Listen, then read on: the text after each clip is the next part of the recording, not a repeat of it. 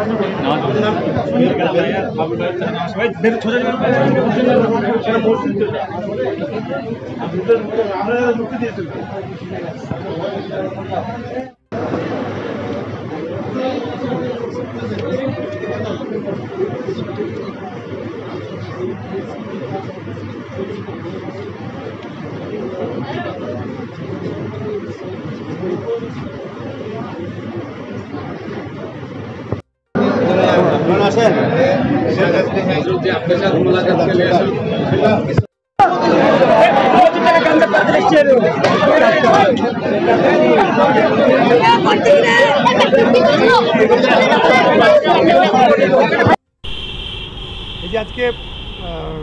তৃণমূলের প্রার্থী ইউসুফ পাঠান আজকে মির্জাপুর দক্ষিণ পাড়ায় নামাজ পড়লেন এবং অসংখ্য মানুষের ঢল, কি বলবেন?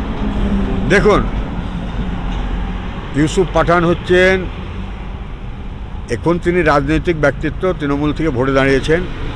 তাছাড়া তার একটা পরিচয় আছে, তিনি ভারতীয় ক্রিকেট দলের মানে একটা হচ্ছে কি বলতে গেলে আইকন, এবং শুধু তিনি ভারতবর্ষ নয়, যে সমস্ত দেশে ক্রিকেট খেলা হয় প্রত্যেকেই কিন্তু ইউসুফ পাঠানকে চিনেন।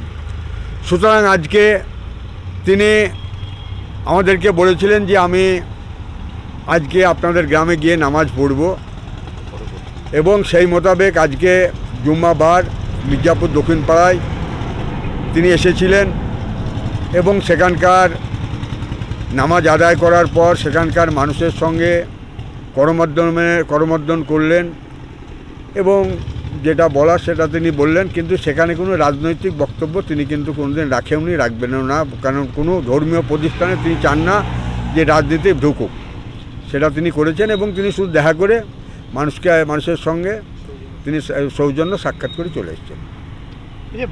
উনি তো প্রচণ্ড ধার্মিক, ওর আব্বা মানে ছিল ধর্ম, প্রত্যেক ধর্মকে শ্রদ্ধা করে, তিনি কি বলবেন, কেমন ধার্মিক? দেখুন, মিশছেন আপনি একসাথে।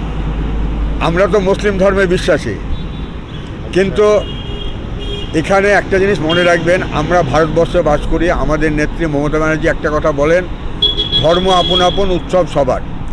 আমরা মুসলিম ধর্মে বিশ্বাসী। আজকে যেমন জুম্মাবার আমরা মসজিদে গিয়ে নামাজ পড়লাম, এই রমজান মাস চলছে, আমরা রোজা করছি, তেমনি হিন্দু ভাইরা যখন হিন্দুদের অনুষ্ঠান, এই দুর্গা পূজা, কালী পূজা, অন্যান্য অনুষ্ঠান যখন হয় তিনারা পালন করেন, তাতে আমাদের কোনো ব্যাপার নাই।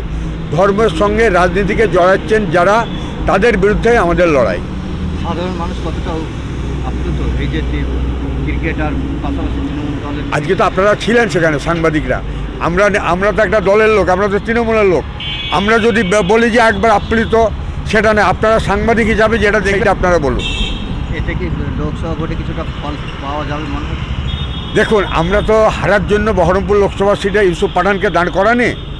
আমরা এখানে পরপর 5 বারের যে সংসদ অধীর রঞ্জন চৌধুরী, আমরা চারিদিকে মিটিং মিছিল এবং নির্বাচনের যে প্রাথমিক কাজ সেগুলো আমরা শুরু করেছি।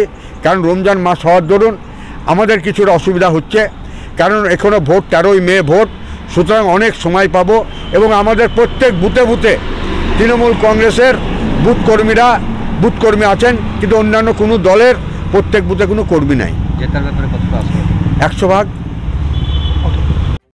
আপনাদের শহর বেলডাঙ্গা ফুলবাসতলায় ফার্নিচার জগতের একমাত্র প্রতিষ্ঠান শুভ বেডিং অ্যান্ড স্টিল ফার্নিচার, ফুলবাসতলা, সাঁকুর দক্ষিণ দিকে, আমতলা রোড, বেলডাঙ্গা, মুর্শিদাবাদ। শোরুমে পাচ্ছেন নামি দামি ব্র্যান্ডেড কোম্পানি শোকেস, আলনা, আলমারি, sofa, dressing table, dining table, tea table, computer রাখার টেবিল, চেয়ার, কার্লন সিলিপল গদি এবং ফার্নিচারের যাবতীয় সামগ্রী সুলভ মূল্যে পাওয়া যায়।